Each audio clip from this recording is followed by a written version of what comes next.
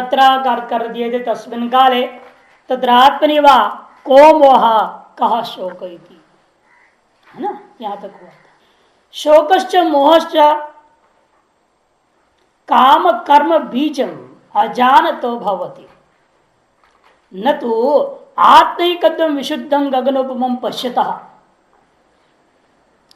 कहते शोकश्च मोहश्च काम कर्म बीजम। शोक और मोह कैसा है? काम और कर्म का बीज है, जो कि आत्मा को न जानते हुए व्यक्ति को होता। अजानते मैंने आत्मान अजानता। एक नंबर टिप्पणी इसलिए कर देखो, शोक मोह निवृत्तिया आपाद्याया अविद्या निवृत्ति है निशेष संसार निवृत्ति हेतुत्व संपत्ति है तौ विशिष्टि काम इति तेज अशेष संसार सिद्धि भाव, क्योंकि संपूर्ण संसार का ही कारण है कि शोक मोह का निवृत्तिया आपाद्याय अविद्या निवृत्ति है, उसे अविद्या की निवृत्ति होगी। तो अशेष संसार की निशेष संसार निवृत्ति हेतुत्व संपत्ति है, उसे संपादन करने के लिए ही उनको विशिष्ट कर दिया। शोकस्य मोहस्य को न कह दिया काम कर्म बीजम, क्योंकि कामनाएं क्यों होती है? मोह की वजह से होता है। कर्म करते हैं तो शोक ही अंततोगत्वा प्राप्त होता है कि शुरू में कर्म का फल तो अच्छे लगते हैं, लेकिन नतीजा अंत में क्या है? उसका दुख ही है। इसलिए कहते हैं वह शोक कर्म के एक तरह से बीज हो गया। काम कर्म बीजम, ये सब किसको हुआ है? जो आत्मा को न जानते हुए रहता। जानतः मोहस्य उपरेत पक्ष अजानता अज्ञानता इत्यर्थ। अजानत करना अज्ञानता, अज्ञान की वजह से सब हो रहा है। और अविद्या तो पक्ष तो ज्ञानाभावात, ऐसा व्याख्या कर लेना। आत्म विषय का ज्ञानाभावात ऐसा विद्या पक्ष में लेना, और मोह पक्ष में क्या घटा कैसे घटाएंगे? तो कहते कि वहां पर अज्ञानतः ऐसे कर देना। इसलिए क्या होता है, जो कि दुख का असंस्पृष्ट आत्मा को न जानने वाले व्यक्ति शोक मोह में डूबा रहता है और काम कर्म में लगा हुआ रहता है। कि आनंद स्वरूप आत्मा है, दुख का स्पर्श भी नहीं है। विज्ञानम आनंदम ब्रह्म श्रुति कहती है ना। और अशरीरम व वसंतम न प्रिया प्रिय स्पृशतः, छांदोग्य उपनिषद में भी कहा है। अशरीरता अगले मंत्र में सिद्ध करेंगे, आत्मा कोई शरीर नहीं, न स्थूल है न सूक्ष्म है न कारण, किसी प्रकार का शरीर से संबद्ध नहीं है। और शरीर भाव को प्राप्त हुआ ऐश्वर्य भाव स्वरूप वाला जो आत्मा है उसको न जानने से शोक मोह होता है। हाँ तो हम न मे पुत्रोस्ति न मे क्षेत्र इत्यादि आंधीर का दिखा रहे हैं शोक मोह को। वो क्या चिल्लाता है अज्ञान की वजह से, कहते हो मैं मर गया, मेरा कोई बेटा नहीं है, मेरा जो खेती बाड़ी संपत्ति नहीं है, ऐसा बड़ा दुखी रहता है। ये सब हो तो समझता है मैं बड़ा अच्छा हूं, इन्होंने जानते नहीं सब यही रह जाने वाले चीजें, इनसे क्या होना है या नहीं, ये सब तो यही रह जाना है, कोई साथ जाने वाले थोड़े हैं। इनमें से कोई भी चीज साथ में जाने वाला तो है नहीं, चाहे खेती है, चाहे संतान है, चाहे धन दौलत है, कपड़ा लत्ता है, गाड़ी घोड़ा है, हैं? बड़ा कंपटीशन हो गया है आजकल, तो प्रतिस्पर्धा है। उसे 10 लाख रुपए कर रहे तो मैं 15 लाख करूंगा, 15 के लिए तो कोई 20 का ले रहा है, 20 का ले तो कोई 50-25 का ले रहा है। जब क्या होता है, हम तो विदेश से मंगाएंगे 50 लाख रुपए की गाड़ी, क्या होगा? महाज्ञान में शुद्ध नहीं, महाज्ञानियों का तमाशा है, महामूर्खों का काम। जिनको ये पता ही नहीं वही 50 लाख रुपए तो मैं गाड़ी खरीदने लगा रहे हो, उस 50 लाख डाल के महान यज्ञ कर देता, वो कुल तर जा सकता था।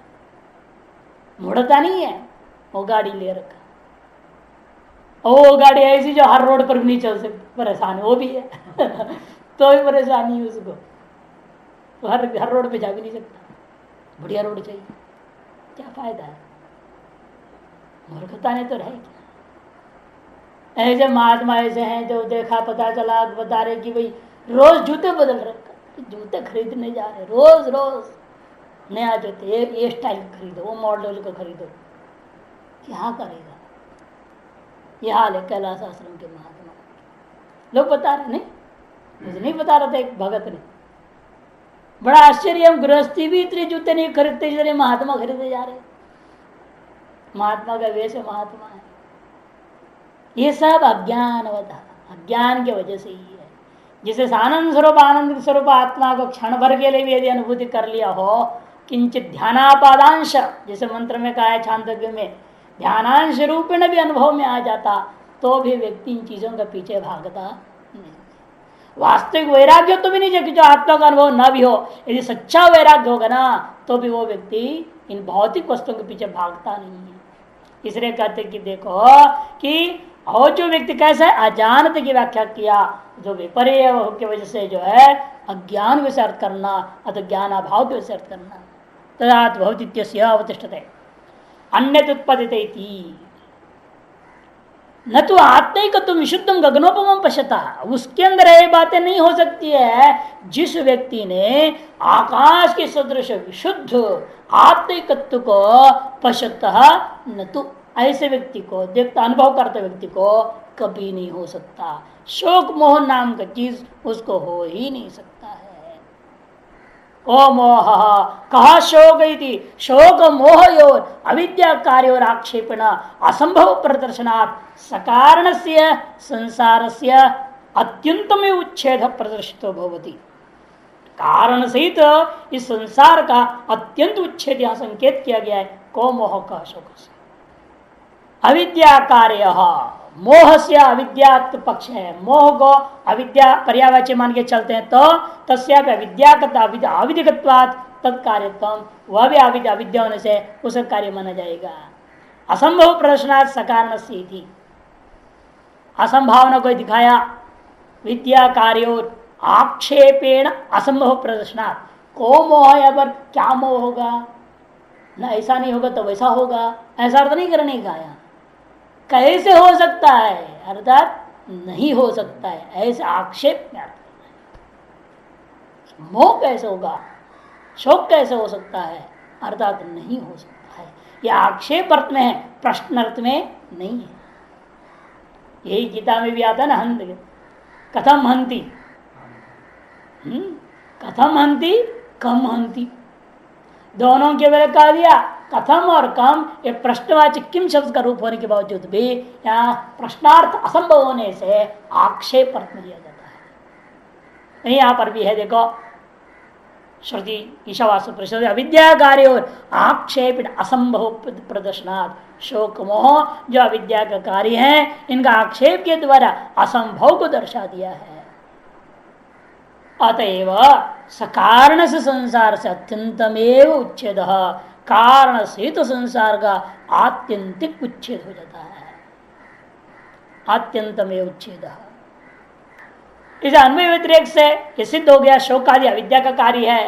यह निश्चय होने के बाद मूला विद्या की निवृत्ति के द्वारा शोक आदि का आत्यंतिक की निवृत्ति हो जाती है। मूला विद्या निवृत्ति व शोक आदि आत्यंतिक की निवृत्ति ही विद्या फल निवक्षता, यह अनुग्रिकार कर। लय मात्र सुषुप्ति बात, क्योंकि लय तो सुषुप्ति में भी हो रहा है। जब तक आत्यंतिक उच्छेद ना हो तब तो मोक्ष नहीं है ना। लय तो रोज रोज हो रहा है सुषुप्ति काल में, उससे व्यक्ति तो मुक्तिता का अनुभव नहीं कर पाता है। इसलिए स्पष्ट करते हैं यहाँ पर लय से तात्पर्य नहीं, यहाँ पर आत्यंतिक निवृत्ति से तात्पर्य है।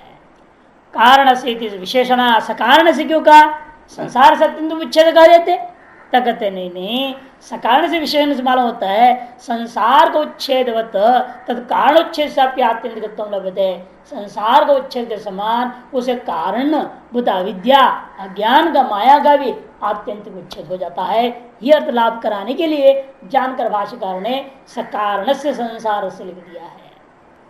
कार्यच्छेद से कारण निवृत्ति, कि कार्य का उच्छेद तो बिना कारण का उच्छेद का आत्यंतिक हो नहीं सकता, नहीं दोबारा बन जाएगी ना। जैसे आपने सोना है उसमें कार्य मात्र को उच्छेद कर दो तो क्या हो जाएगा, सोना रह जाएगा ना। फिर उस सोने से फिर दोबारा कोई कार्य बना सकते हो। एक कारण के उच्छेद हो जाए, सोने को भस्म बना दिया, अब बना लो कुंडल, उसे भस्म से बनाओगे कुंडल, कैसे बनेगा। अब कोई कार्य ही नहीं हो सकेगा। इसे कार्य मात्र का उच्छेद हो जाए का तात्पर्य हुआ वह कारण में लीन रह जाता है, तो कारण स्वरूप को प्राप्त हो गया, फिर कार्य कोई ना कोई पैदा होते रहेगा। इसलिए वो हमें इष्ट नहीं है मोक्ष रूपेण। हमें वो इष्ट है जब कारण का उच्छेद हो जाए, तो जब कारण उच्छेद हो गया अपने आप कार्य उच्छेद तो हो ही जाता है। तादृश अत्यंत उच्छेद हमें इष्ट है, इसलिए भाष्यकार कारण से यहाँ पर ऐसा कह दिया है। कारण उच्छेद कुतस्तत् चेत कारण से अनादित्व नाशाद ऊर्ध्व अनुत्पादी ग्रहण। यदि कार्य कारण का उच्छेद कैसे हो जाएगा? कहते जैसे तुम्हारा प्रागभाव हो जाता है। तार्किकों में क्या है प्रागभाव? अनादि होता हुआ शांत, अनादि शांत हो प्रागभाव। क्योंकि घट प्रागभाव मृतिका में कब से है किसको मालूम? मिट्टी पड़ा है अनादि का, कब से पड़ा है? धरती जब से तब से है, और धरती कब से पता नहीं। तो इसलिए कहते हैं कि भाई अनादि काल से मृतिका में घट का प्रागभाव, जैसे घट पैदा हो गया तो वह अनादि प्रागभाव भी नष्ट हो, तद्वत अनादि अविद्या भी ज्ञानोदय होते बराबर नष्ट हो जाएगा। अविद्याकृत विपर्यो मोह पदार्थ इत्याशेना निर्तिशयति अजानत दुखित्वादिना विपर्यस्यते इत्यावत् अविद्यैव वा मोह। निवृत्ति निमित्त आत्यंतिक का कर रहे देखो नीचे टिप्पण में, अंतिम टिप्पण, निवृत्तिर आत्यंतिक तुम नाम स्व प्रति प्राग भाव असमान कालिकत्व कालीनत्व। स्व प्राग भाव के स्व प्रतियोगी प्राग भाव के असमान कालिनत्व का नाम आत्यंतिक निवृत्ति। संसार का आत्यंतिक निवृत्ति, इसका प्रतियोगी कौन है? संसार। संसार है प्रतियोगी। इसे अत्यंत संसार अत्यंत निवृत्ति का जो प्रतियोगी जो संसार है वह अपने प्राग भाव समकाल में नहीं होना चाहिए, उसी का नाम आत्यंतिक निवृत्ति। प्राग भाव असमान कालीनत्व, प्राग भाव के असमान कालीनत्व का नाम ही जो है आत्यंतिक निवृत्ति होता है। कि प्राग भाव के समकाल में कौन रहेगा? स्व प्रतियोगी के प्राग भाव का समकाल में कौन रहेगा? मैं संसार प्राग भाव का समकालीन वस्तु क्या है? संसार निवृत्ति भी है। क्योंकि जब प्रलय हुआ तब क्या हुआ है? संसार निवृत्ति हो रखा है कि नहीं हो रखा है? हैं? तो संसार निवृत्ति हुआ है प्रलय काल में, फिर भी उस संसार निवृत्ति का प्राग भाव, संसार प्रतियोगी संसार का प्राग भाव पर है या नहीं? तो निवृत्ति के समकाल में प्राग भाव भी रह गया। ऐसे में क्या होता है? फिर दोबारा संसार आ जाएगा। ये घट नष्ट हो गया, लेकिन घट क्या है? वापस मिट्टी का रूप धारण कर लिया है। अर्थात मिट्टी में अब क्या है? उस घट का प्राग भाव दिखेगा कि नहीं दिखेगा? यदि घटनाश के समकाल में घट प्राग वो भी दिखाई दे रहा है का मतलब क्या? जरूर दोबारा घट उत्पन्न हो जाएगा। ऐसा न होने का नाम आत्यंतिक निवृत्ति है। ध्वंस हो और उसके समकाल में उस प्रतियोगी का जो है प्राग भाव कहीं उपलब्ध न हो। यदि प्रतियोगी का प्राग भाव कहीं न कहीं है समकाल में, ध्वंस के समकाल में, का मतलब क्या? वहां से कार्य फिर प्रकट हो जाएगा। आत्यंतिक निवृत्ति का मतलब ध्वंस हुआ और उसका प्राग भाव भी कहीं भी ध्वंस समकाल में कहीं उपलब्ध नहीं होना चाहिए, उसी का नाम आत्यंतिक निवृत्ति। तब गुंजाइश है ना दोबारा लौटने का, दोबारा आने का प्रसंग खत्म हो गया, क्योंकि कहीं भी अन्यत्र उसका प्राग भाव है ही नहीं तत्समकाल में। एक बार संसार ध्वंस हो गया तो ध्वंस हो गया। संसार निवृत्ति का मतलब संसार ध्वंस, उसका प्रतीक कौन है? संसार। संसार ध्वंस के समकाल में संसार ध्वंस का प्रतीक कौन है? संसार। उसका प्राग भाव नहीं होना चाहिए, प्राग भाव के असमान कालीनत्व होना चाहिए। इसे शब्दावली क्या है? स्व प्रतियोगी प्राग भाव असमान कालीनत्व आत्यंतिकत्व का लक्षण बन जाता है। ऐसे फल प्राप्ति ही आत्मज्ञान का वास्तविक फल है। संदास ये हो गया। अब कहते ठीक है, इस तरह से फल का भी कथन कर दिया गया इसमें 7वें मंत्र के द्वारा, जो कि 6ठे मंत्र में भी वही कहा गया था। उसी वाला से को त्यागते हुए दोबारा अभेद पक्ष मात्र को अनुवाद करके कथन कर दिया 7वें मंत्र में। और अब 8वां मंत्र और अंतिम मंत्र ज्ञान भाग का उपसंहार है। जो ज्ञान चला था ईशावास्य परिषद से, उसका उपसंहार है 8वें मंत्र में। सपर्यगा चक्रमकाय व्रणमस्नावर्गम इत्यादि चलेगा। इस पर जो है अवतरने की बात आ रही है कि भाई यह मंत्र करता क्या है उपसंहार में। कदा अध्यारोप अपवादाभ्याम निष्प्रपंचम प्रपंचत है, इस नियम का अनुसरण किया जा रहा है। यहाँ पर ऊर्ध्वंग हमारे वेदांत की परंपरा में ये कहा जाता है, उपनिषद की शैली है कि अध्यारोप और अपवाद के द्वारा ही निष्प्रपंच ब्रह्म को विस्तार, प्रपंच मैंने विस्तार रूपेण समझाया जाता है। यानी कि निष्प्रपंच ब्रह्म का प्रपंच किया जाता है, मतलब क्या, संसार है ब्रह्म, संसार को पैदा कर दिया जाता है। ऐसा नहीं, पहला प्रपंच का शब्दगार संसार है, दूसरा प्रपंच शब्दगार है विस्तार। निष्प्रपंच ब्रह्म को विस्तार किया जाता है, विस्तार रूप से समझाया जाता है। निष्प्रपंचम ब्रह्म प्रपंचते, प्रपंचते का मतलब क्या, विस्तारेण कथ्यते। कहते हैं कि आप इसलिए थोड़ा आपको ध्यान देना पड़ेगा, अध्यारोप हो गया है 7 मंत्रों के द्वारा, अध्यारोप की प्रक्रिया पूरी हो गई फल कथन में सहित, और अब अपवाद प्रक्रिया रह गया, जो कि 8वां ज्ञान प्रकरण का अंतिम मंत्र से अपवाद किया जाता है। तो अध्यारोप कैसे हुआ है, किस मंत्र से क्या बात कही गई है, संक्षेप से 1 से 7 मंत्र के पूरे मंत्रों के बारे में समझना होगा। सबसे पहले ईशादि मंत्र, जो आद्य मंत्र है, ईशा इत्यादि आद्य मंत्र में सर्वेश्वरत्व आत्मा को कह दिया गया। आत्मा को सर्वेश्वर है, सभी को व्याप्त करके सबको शासन भी करने वाला, सबको अपने अंदर समाहित कर लिया वाला, ऐसे करके सर्वेश्वरत्व प्रकथन का ये भी अध्यारोप है आत्मा में। वास्तव में सर्वेश्वर भी नहीं है वो, है कि नहीं। इसलिए कहते हैं पहला मंत्र में तो सर्वेश्वरत्व का कथन होगा, और कुर्वन् इस द्वितीय मंत्र के द्वारा कर्माधिकारी में वर्णन का कथन किया गया है, ताकि ज्ञान का स्तुति करने के लिए। कर्माधिकारी के कथन से कैसे स्तुति हुआ, कहते कर्माधिकारी कथन स्तुति नहीं हुआ, बोले कर्माधिकारी कथन पूर्वक कर्म फल का निंदा किया हमने तीसरे मंत्र में। तद द्वारा क्या हो गया, विद्या और विद्या फल की स्तुति हो गई। असुरिया नाम स्त्री मंत्र के द्वारा असुर लोग प्राप्त ज्ञान विषय जो है उस कर्माधिकारी का निंदा हो गया। और ये मनेज एकम इत्यादि मंत्र द्वय, चौथा और 5वां दोनों एक ही थे ना, वही लिखा था कि श्रुति दोबारा बोल रही है तो उसमें आलस्य वगैरह नहीं है करके, से 4 और 5 दोनों मिलके एक काम कर रहे हैं, 6-7 में मिलकर एक ही काम कर रहे हैं। इसलिए चौथे और 5 इन 2 मंत्रों के द्वारा एकम मुक्त्वा अन्यत् सर्वम अध्यारोपेण उक्तम।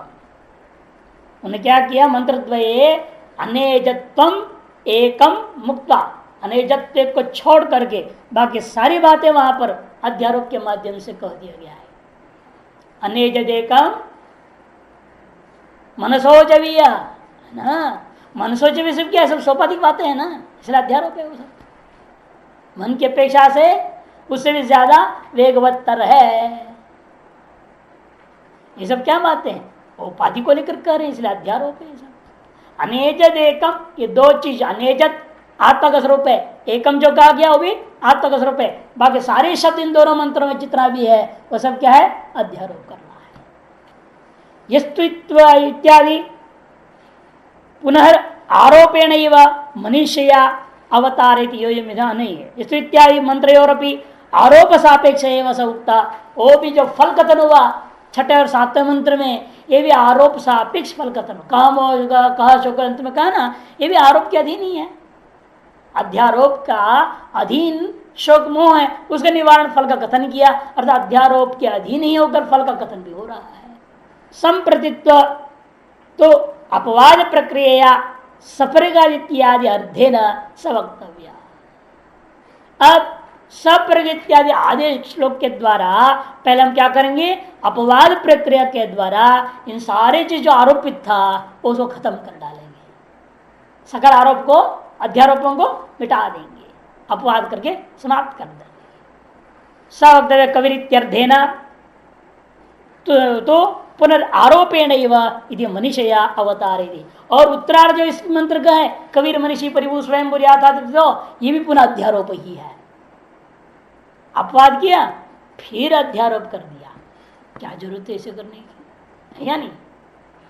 पहले अध्यारोप किया था फल सहित सारा चीजों को, और उसका आपने अपवाद करके शुद्ध का बोध करा दिया, फिर अध्यारोप करने की जरूरत क्या पड़ी, इस पर विचार करेंगे। देखिए, योयम अतीतैर मंत्री रुक्ता आत्मा, भाष्य में योयम अतीतैर मंत्री रुक्ता आत्मा स स्वेन रूपेण किन लक्षण अयम मंत्र, यह पूर्वोक्त मंत्रों के द्वारा अध्यारोप की प्रक्रिया को अपनाते हुए आत्मा के बारे में जो कथन किया है, उस आत्मा का अध्यारोप रहित शुद्ध स्वरूप क्या है, उसका अपना निज स्वरूप क्या है, स्वयं रूपेण किम लक्षण इत्याह, उसको कथन करने के लिए यह मंत्र जगती छंद वाला आरंभ हो रहा है। देखिए, अयम मंत्र सपरेगा शुक्रमकायम व्रणमस्नाविरगुम शुद्धम पाप विद्धम कबीर मनीषी परिभू स्वयं भूर याथा तथ्यथो अर्थान वेदाच्छाश्वतीभ्य समाभ्य।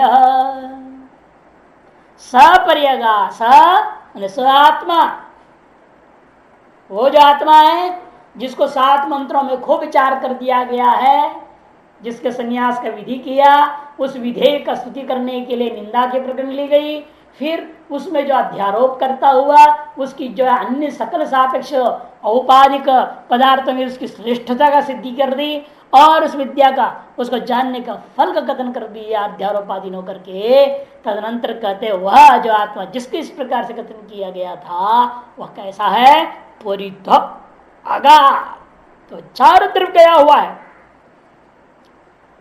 चारों तरफ गया हुआ है, सर्वत्र व्याप्त है, वह आकाश के समान और आकाश से भी बढ़कर वो व्याप्त है। पर्यगात माने वो सर्वव्याप्त है, सर्वत्र व्याप्त है। अतएव वह किसी भी उपाधि से परिचिन्न नहीं है, अध्यारोप रहित हो गया। उपाधि परिच्छिन्नता कथन करने का नाम ही अध्यारोप है, उसका निषेध कर दिया, व्यापकत्व कथन करके सर्वोपाधि रहित है वो कह दिया।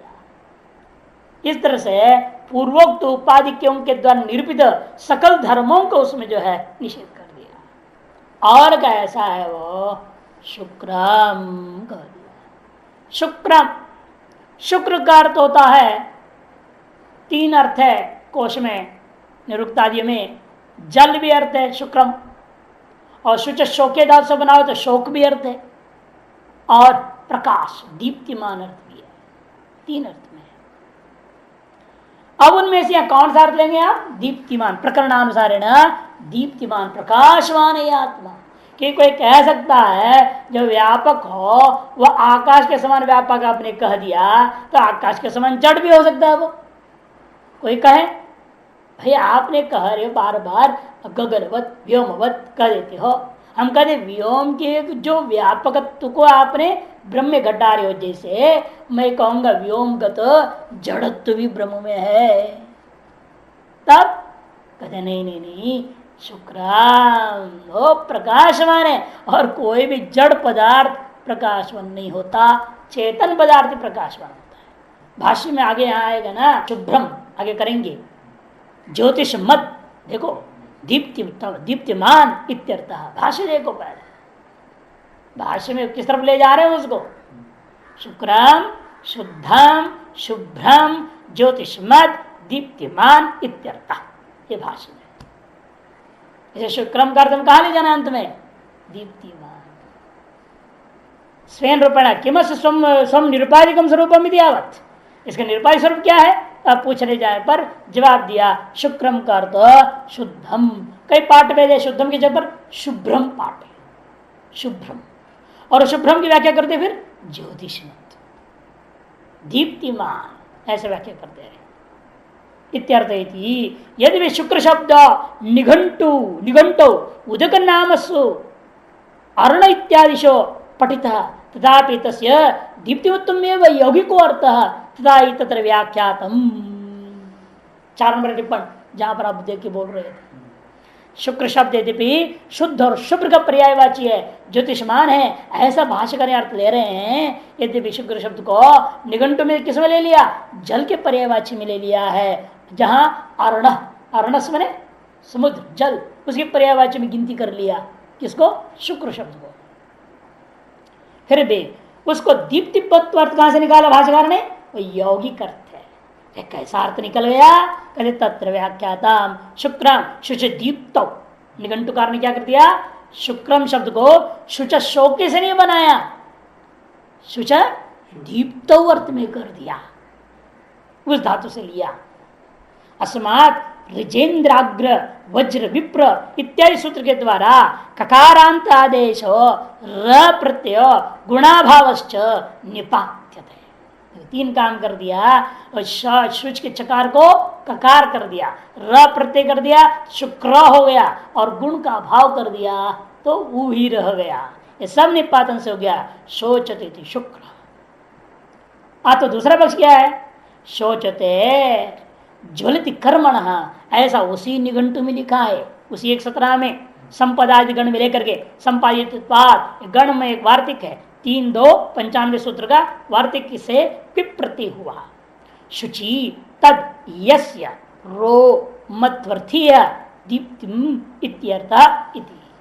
शुच धातु से रूप रो मने र प्रत्यय हुआ, वो किस अर्थ में? मध्वर्त में, मतलब शुचिमान ऐसा, माने दीप्तिमान। शुचि दीप्त हुआ है, दीप्तिमान पर प्रत्यय हो गया।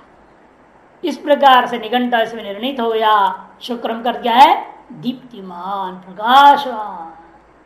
इसलिए कि जड़त्व का व्यावर्तन कर, नहीं तो आकाश तुल्य व्यापक तो है, वो जड़ भी हो सकता है ना। आकाश जड़ है, जैसे आकाश के व्यापकत्व को वहां घटा रहे हो, और आकाश के जड़त्व को भी कोई दूसरा घटा देगा, कहेगा जैसा आकाश जड़ है वैसे तुम्हारा ब्रह्म भी जड़ है, या तो आकाश व्यापक है तो वैसे ब्रह्म व्यापक है।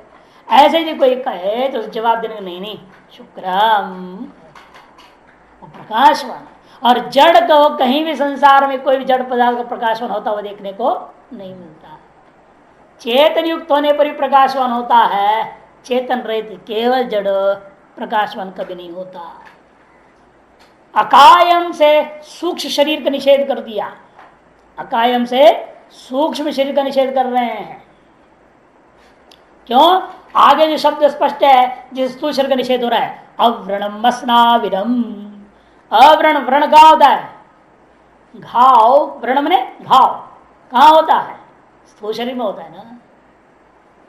फिर कहेंगे अव्रणम एक ही शब्द से स्थूल शरीर निषेध हो सकता है, अस्नाविरम क्यों करते हो? नाड़ी रहित भी हो ना। कहते शरीर भी दो प्रकार के, नाड़ी रहित, नाड़ी सहित।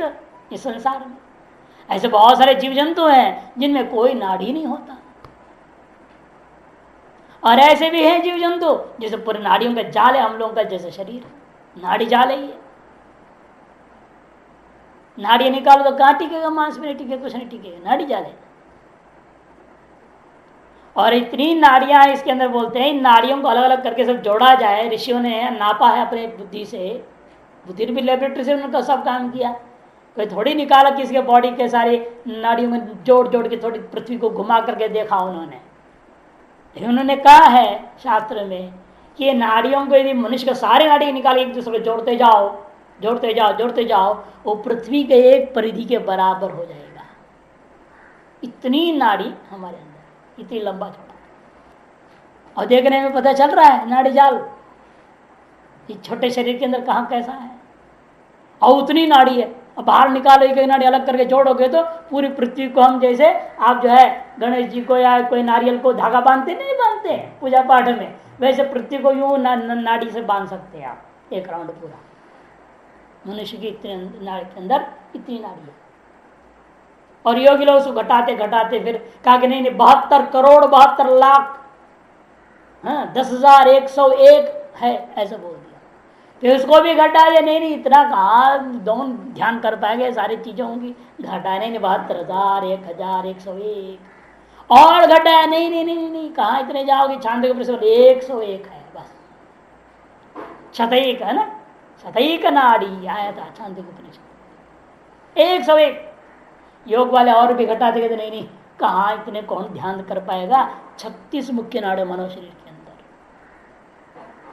अपने अध्यात्म के काम के लायक मुख्य 36 नाड़ियां हैं।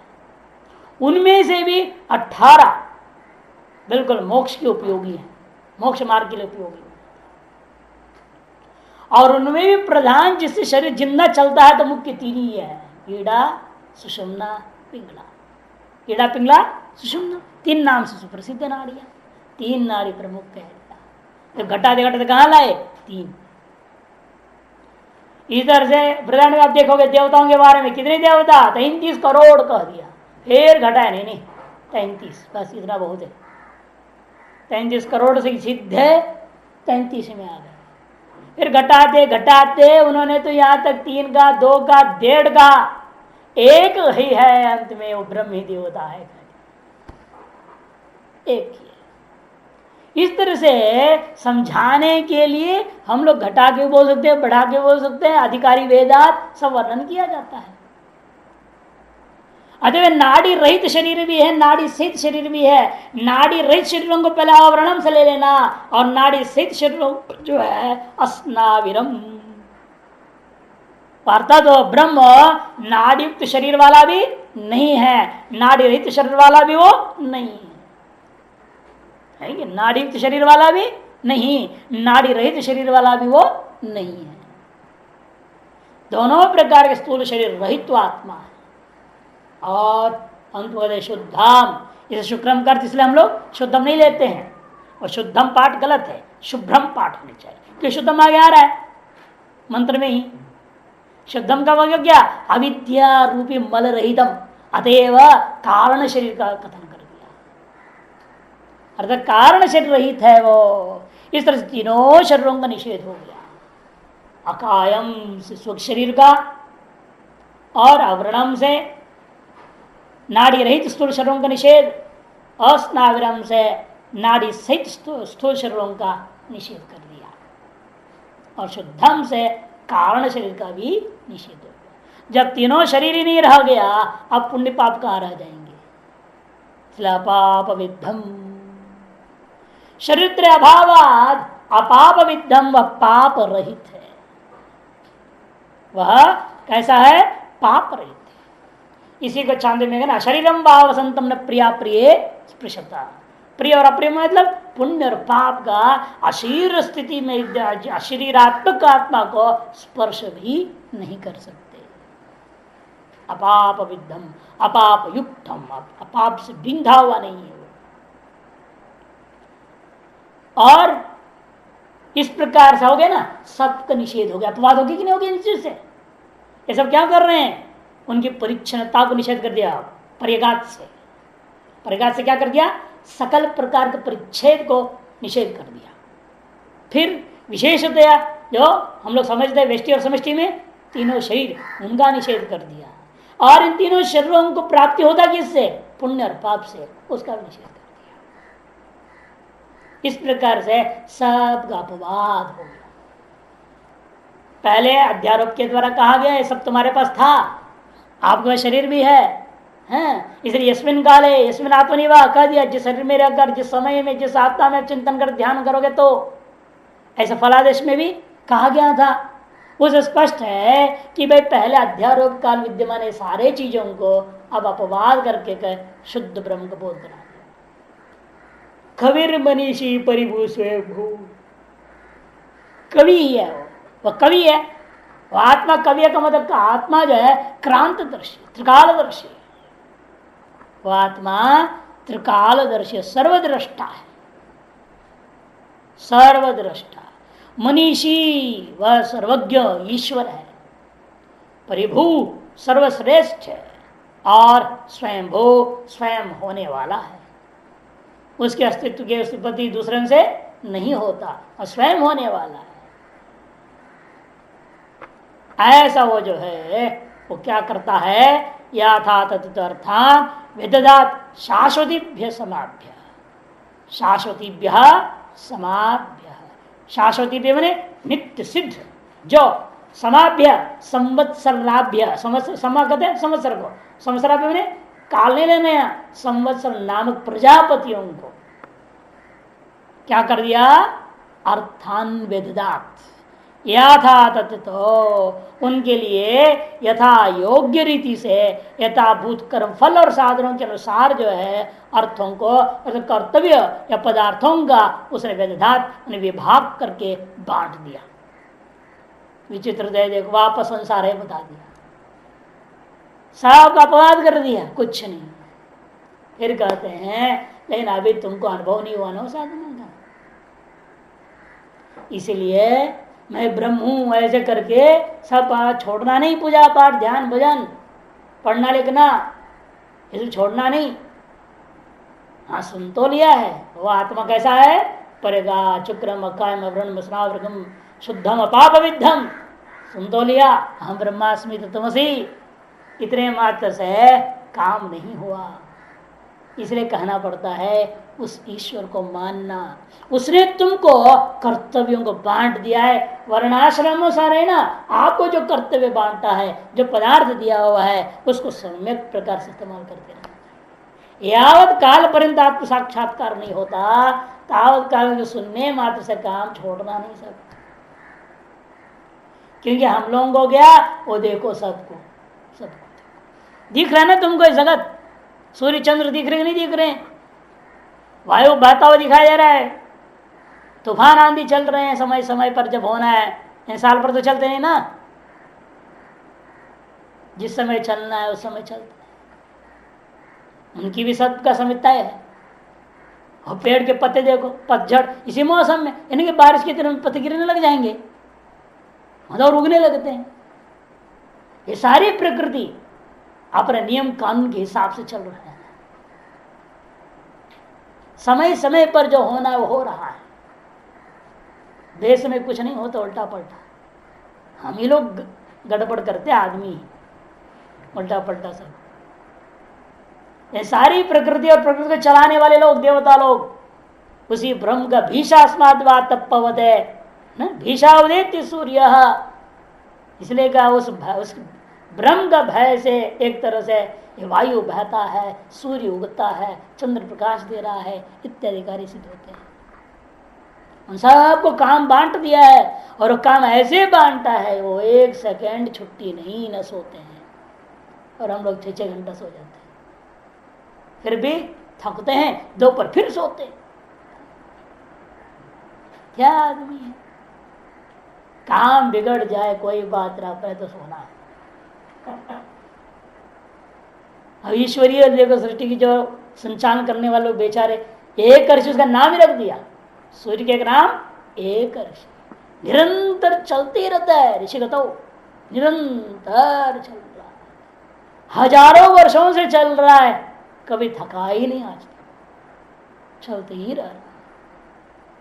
इसे कहते हैं उसने बांट दिया यथा तथ्य, तो मन यथा तथा, जिसका जैसा कर्म है, जैसी वासनाएं हैं, जैसा ध्यान भजन पूजा पाठ है, पुण्य पाप वगैरह है, उसी के आधार पर अलग अलग लोगों को, संवत्सर नामक प्रजापति आदियों को जो कि नित्य सिद्ध पुरुष लोग हैं, उनको ऊपर भी शासन लागू कर दिया और उनको भी काम धंधा बांट दिया और अपने अपने काम करने में लगे हुए हैं।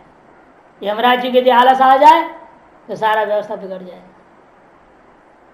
वह आलस नहीं करते, जिस सेकंड में जिसको यहां से उठा ले जाना उठा ले जाए, है कि नहीं? एक सेकंड देरी नहीं करती, ठीक टाइम पे जाएगा वो। इतने कर्तव्य निष्ठ है, देखो सजग,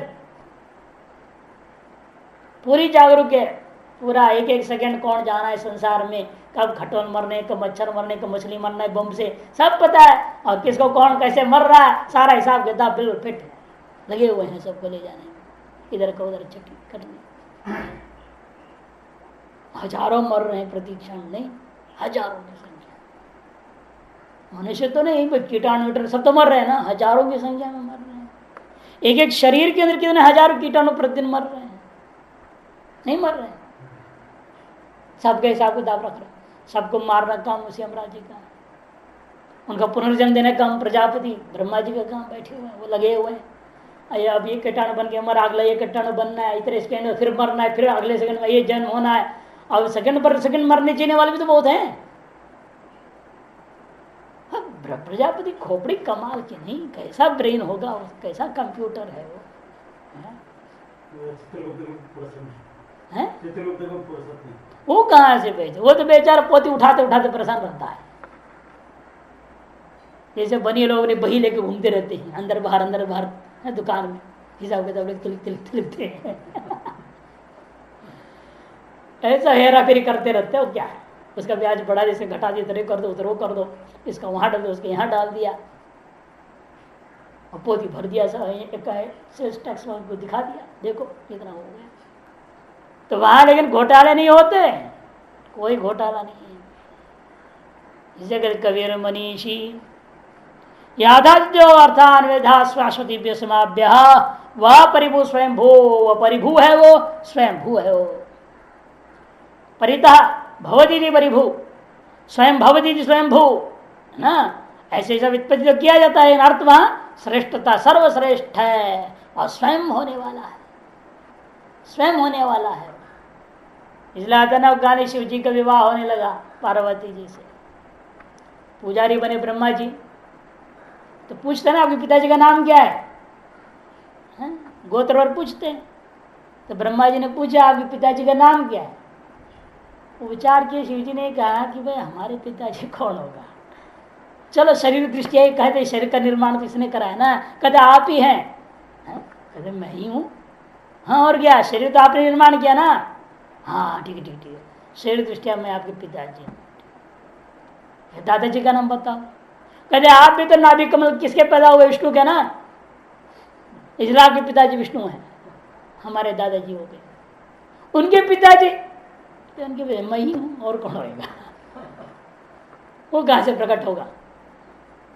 हम शुद्ध ब्रह्म चैतन्य है, कल्याण स्वरूप है, मोक्ष रूप है, शिव में मोक्ष होता है, मोक्ष स्वरूप है, मुझ में एक स्पंद में प्रकट हो रखा है ये, इसे उसको पैदा करने वाला मैं ही हूं एक तरह से। इस तरह जो है दादाजी जो आशीर्वाद देने आए हुए हैं, किनका, अपने बाप का शादी में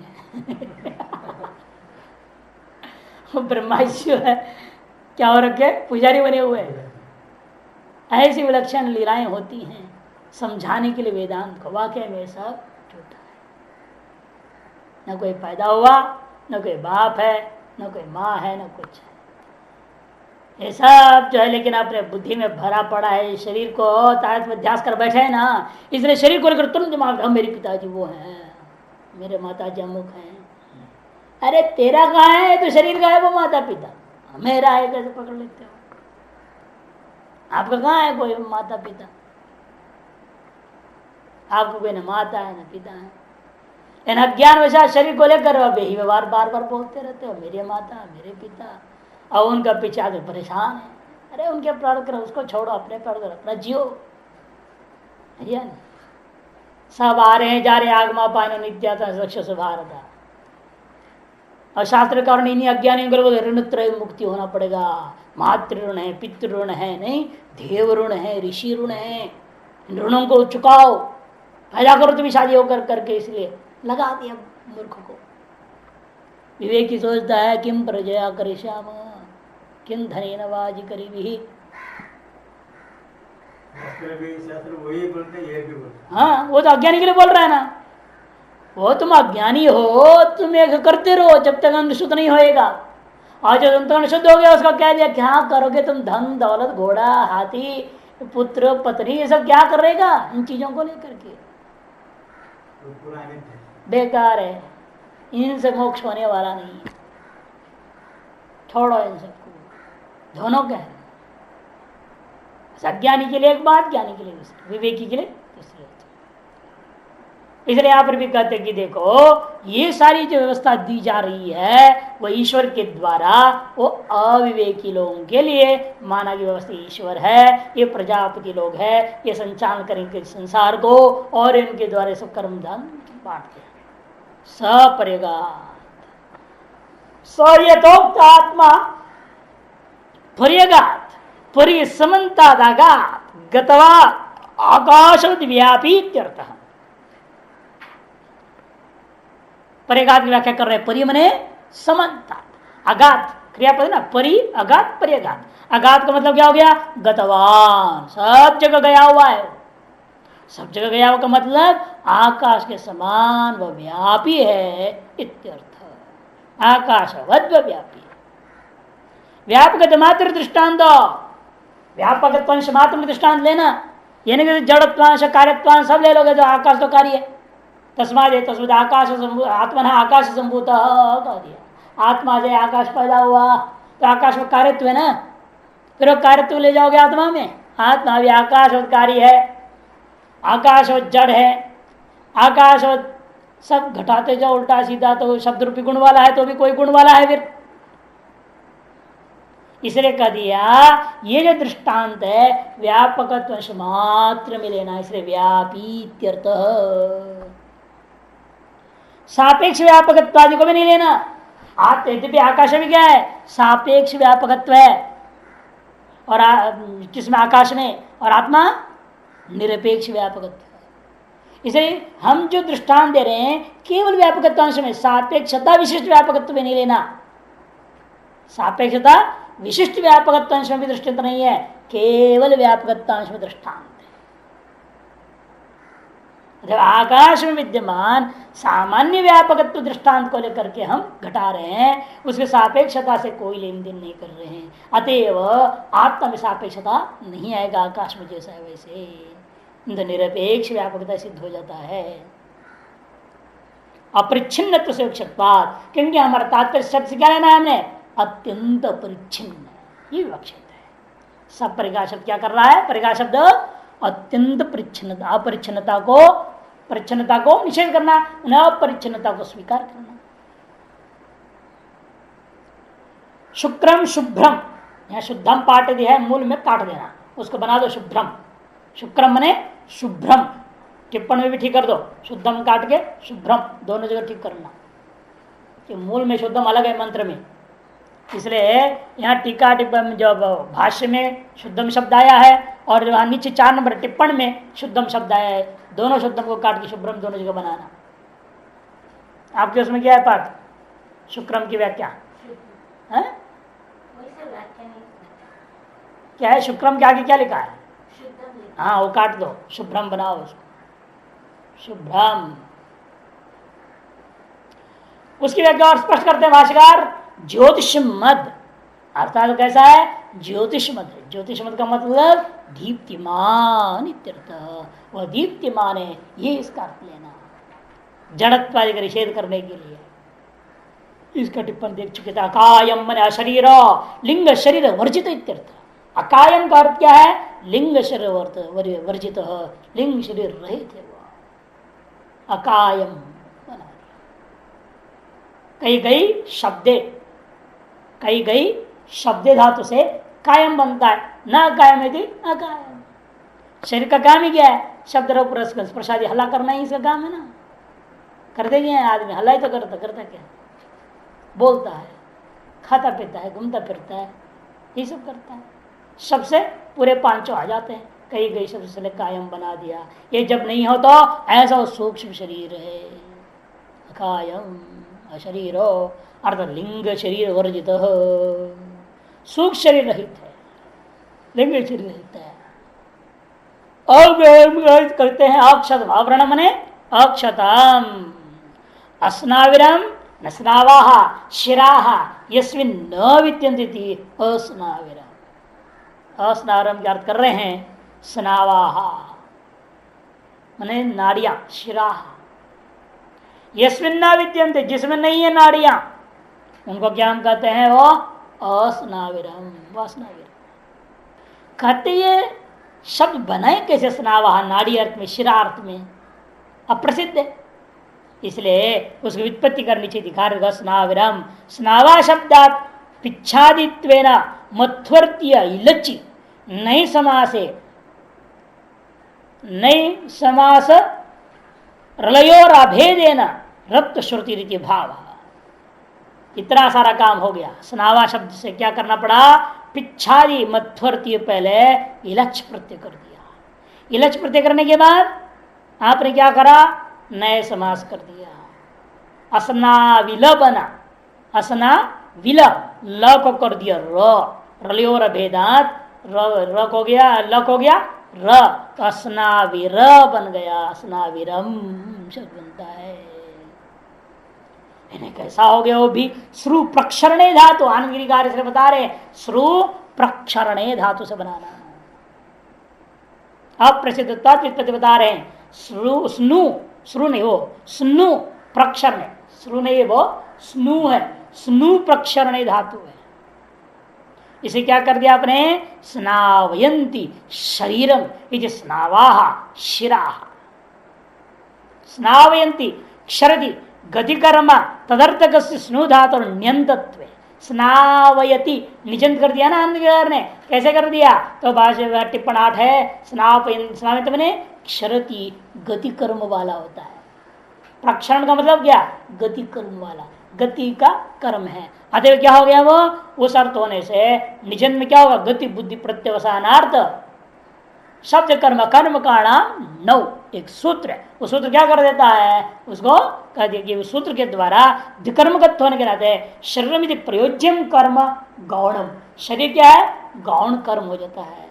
मुख्य कर्म क्या होगा, रक्त आदि धातु जो बह रहा है नाड़ी में, रक्त आदि जो धातु सप्त धातु हैं, रक्त आदि जिसके अंदर बहते रहता है नाड़ियों में, वो नाड़ी का बहना रूपी अर्थ जो लिया जा रहा है, उसका मुख्य कर्म किसमें, खून आदि में।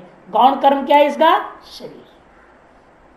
विकर्मक धातु हो गया ना, निजंत होने के बाद जितने भी गति कर्मक धातु होते हैं वो विकर्मक धातु का जाते हैं। जैसे आपने पढ़ा होगा लघु में अकथितंच सूत्र पढ़ा ना, ध्याच पचदंड इत्यादि कारिका के द्वारा विकर्मक धातुओं की चर्चा जैसी हुई है, वैसे एक सूत्र है गति बुद्धि प्रत्यवसानार्थ शब्द कर्म कर्म का नाम स नौ सूत्र है ना। उस सूत्र से क्या हो जाता है, वो विकर्मक हो गया। विकर्मक होने से दो कर्म मानना पड़ेगा। पहला कर्म कौन सा है, मुख्य कर्म रक्त आदि, और गौण कर्म शरीर। इस रसनावरण से शरीर पकड़ लिया गौण कर्म को। इसी चीज को मन में रखते हुए जान पर आनंदकार ने निजंत कर दिया। यदि निजंत व्याख्या नहीं करते तो शरीर ग्रहण नहीं कर सकते थे आप, खून पकड़ना पड़ता, खून रहित वाला ब्रह्म है ऐसे कहना पड़ता। इसलिए कह दिया नहीं नहीं ऐसा मत करो, स्नावयंती निजंत कर दो, शरमिति स्नावहा शिराः क्रांतम अधिक्रांतम नष्टमिति उपलक्षण भूत भविष्य वर्तमान दर्शी कवि आ गया। अव्रणम अस्नावरम यदि आभ्याम, इन दोनों के द्वारा स्थूल शरीर प्रतिषेध, अव्रणम और अस्नाविरम इन दोनों के द्वारा स्थूल शरीर का प्रतिषेध किया जाता है। अव्रणम अस्नावरम यदि आभ्याम व्रणाज राहित्ये प्रतीते है तच्छाल स्थूल देहता एव प्रतिषेधते न तो तद्वत्ता इति आरेकाम तिरयति आभ्याम स्थूल शरीर प्रतिषेधयति। कोई शंका कर सकता है देहता प्रतिषेध, देहता का प्रतिषेध किया, स्थूल देहता का प्रतिषेध किया जा रहा है, न तो स्थूल देवत्ता का निषेध नहीं है। ऐसा मत कहो कि स्थूल शरीर का ही प्रतिषेध कह दिया। आभ्याम विशेषणाभ्याम विशेष अस्तुतः स्थूल देह संसर्ग ही अपाप विद्धम विरुद्धेति भाव है। क्योंकि स्थूल देह संसर्ग यदि है फिर अपाप विद्धम वो नहीं हो सकता। क्योंकि कहता है सशरीरम व वसंतम न प्रिया प्रिय अपहति रस्ति, छांदोग्य ने कह दिया शरीर का रहते हुए प्रिय और अप्रिय का अपहति नहीं हो सकता। अत्र इदं बोध्यम टिप्पण कैसे कहते हैं अव्रणम इत्येतावति उक्ते व्रणरहित स्थूल देहस्य यह दर्शनात् व्रणरहित स्थूल शरीर तो देखने को मिल रहा है से न सनिवर्त्येत अतएव व्रणो ही आघात आदिजन्यम छिद्रम न स्वाभाविकम। कि व्रण उसे कहते हैं जो कि आघात आदि से जन्य छेद आदि है, उसका नाम व्रण है और वह स्वाभाविक नहीं है। इसलिए अस्नावृतावती उगते, अस्नावरम कहने से क्या होता है, नाड़ियां तो आगंतुक नहीं है, स्वाभाविक है ना आपके शरीर में। मतकुणादि देहेशो स्नावादि अनुपलम्भात, मतकुणादि देहेश, मतकुणा एक कीड़ा है जिसको मारोगे तो पानी पिचकारी निकल जाएगा, कोई नाड़ी नहीं, कुछ मांस नहीं, अंदर कुछ भी नहीं, पानी पानी पानी होता है, अलग विलक्षण कीड़े।